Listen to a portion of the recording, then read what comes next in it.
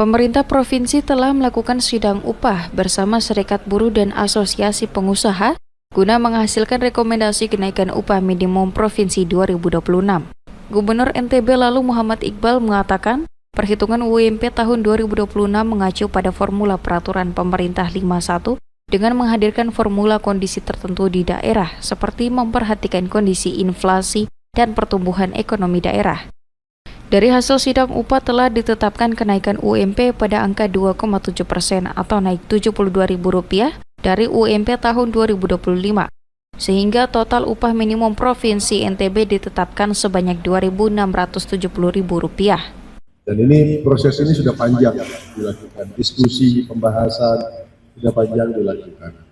Angka yang disampaikan ke saya pun opsinya sudah jelas, karena opsi ini dibangun berdasarkan formula yang sudah ditetapkan melalui peraturan pemerintah formulanya. Jadi pilihannya memang tidak banyak. Tugas kita di provinsi hanya memasukkan parameter sesuai dengan formula yang sudah disiapkan oleh pemerintah.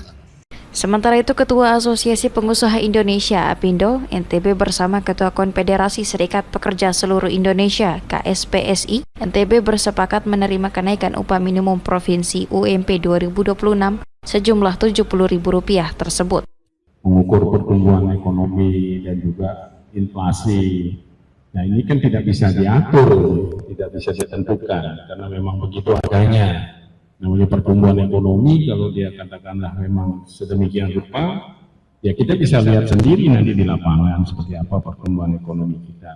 Supaya lebih ditingkatkan dan bila perlu kami bentuk tim dari dari Dewan Pengupahan ini untuk bisa turun ke, kalaupun misalnya anggaran keluar ya kita jalan aja dulu biar tahu bagaimana pelaksanaan apa ini. Jadi karena konsekuensi daripada itu seperti yang Bapak Gubernur tadi.